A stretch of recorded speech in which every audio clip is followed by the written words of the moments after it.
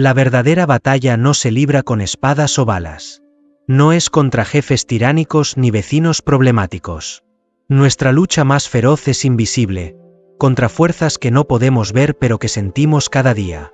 ¿Alguna vez te has preguntado quién o qué realmente está detrás de las dificultades espirituales que enfrentas?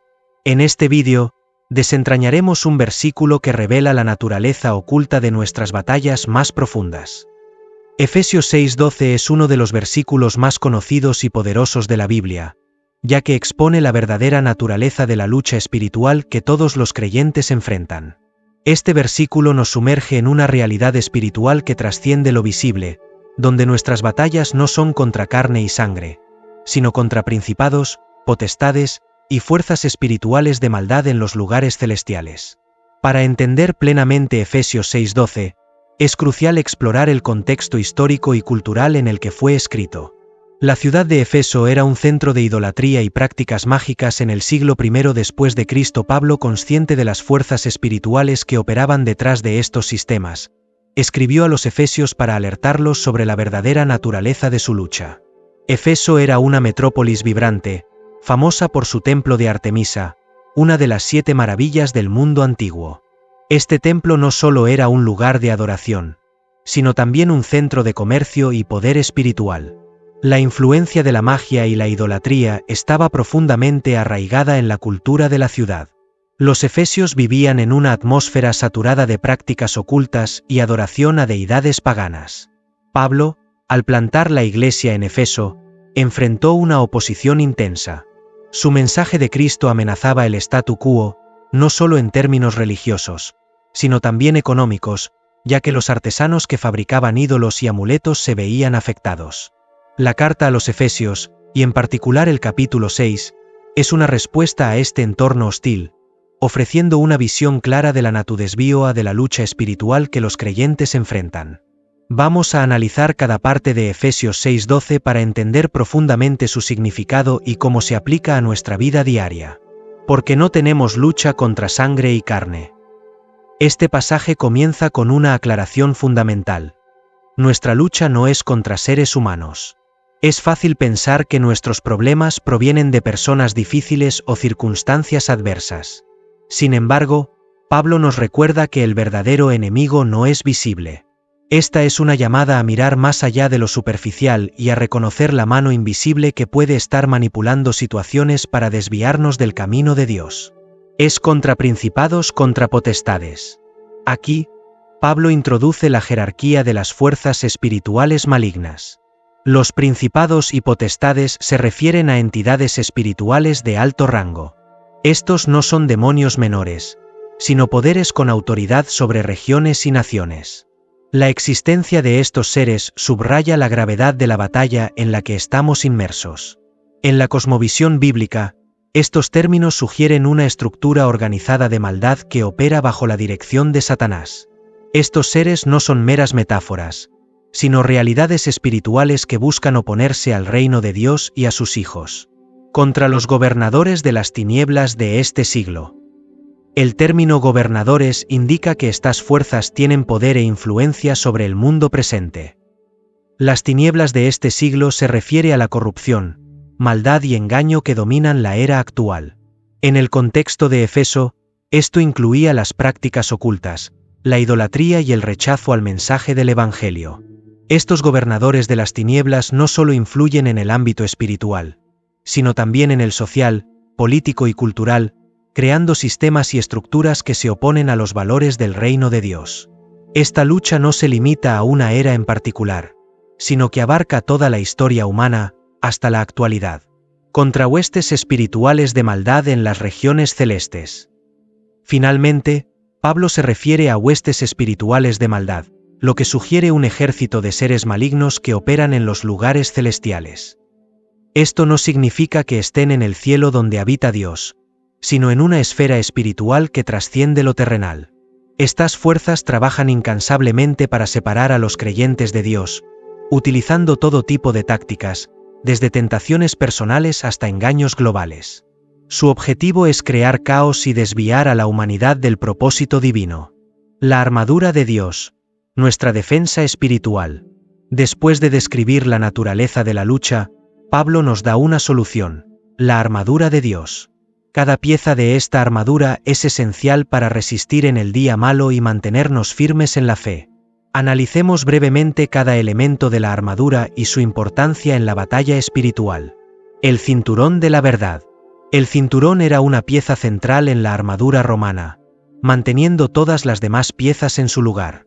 De manera similar, la verdad es fundamental en nuestra vida cristiana. Vivir una vida de integridad y en alineación con la verdad de Dios es esencial para resistir los engaños del enemigo. La coraza de justicia. La coraza protegía los órganos vitales del soldado. En términos espirituales, la justicia de Dios, otorgada a través de Jesucristo, protege nuestro corazón.